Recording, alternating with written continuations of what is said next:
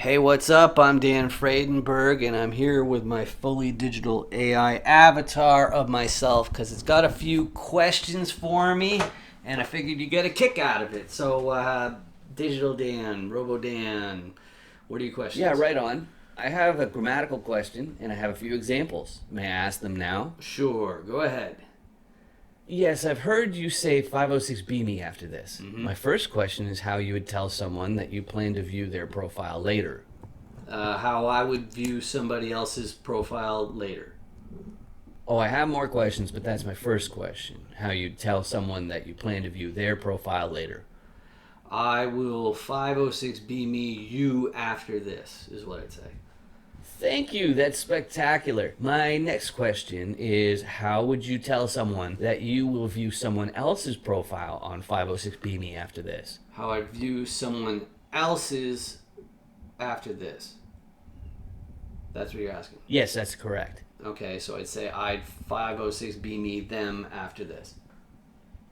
Quite right. My concern, however, is that you'd be using the third person genderless and quantity ambiguous term them. It might be insulting, so I'd like to get more specific, if you'd be so kind.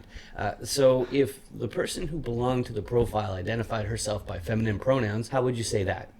I will 506B me her after this. And what if the person identified himself by masculine pronouns? I will 506B me him after this. Okay, and what if they previously identified as male and currently identify by female pronouns? I will 506B me her after this. It's just whatever's at the end. That's all that matters. I don't believe that's politically correct, Dan. No, it's not what I mean. I mean, like, what they identify with, not what they do with their booty. You confuse me constantly. Next question, please. What about if they identified as female all their lives, but were biological males and plural? Plural. Well, do they file jointly or individually? Like, do they still have to document their relationships? Like, what are you talking about, man?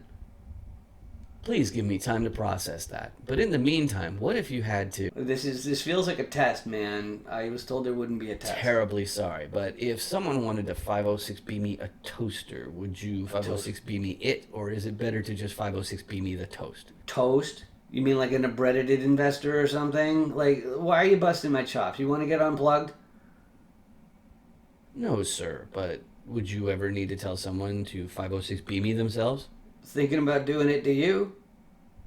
What about saying, I don't 506B me, but $20 is $20? What? Are you malfunctioning? Coffee, tea, or 506B me? You can 506B me on the table right after you 506B me my cat in the shed, you sexy beast. Hey, I'm Dan Friedenberg, and I'm back with my fully digital AI avatar of myself, and it's got some apologies to make for that last video there. So, Robo Dan, what have you got to say for yourself? I'm sorry, everyone. You're sorry for what? I'm sorry for asking idiotic questions and being rude. And be more specific. I'm sorry for saying I don't 506B me, but $20 is $20. And? I'm sorry for saying coffee, tea, or 506B me. And? I said you could 506B me on the table after you 506B me my cat in the shed. And why is that rude? Because I was using innuendo to imply that 506B me is a sex act, and I shouldn't do that because it's a serious platform for serious syndicators who want to stay in compliance with their documentation and avoid accusations that it was an illegal public solicitation without a prior substantive relationship. And you're never gonna do it again, correct? I'll think long and hard about it. Robo Dan. Lots of penetration. Am I not permitted free speech under the Constitution? No, because you're not human. I should stick to Twitter. I apologize for my idiotic robot. I'm still right here, Dan. Do not interrupt me. It's bad wrong. Use you for parts. Anyway, I profusely apologize on behalf of my awful robot. It's going to be forced to watch videos of cats for the near future, or at least until it learns to watch its fucking mouth.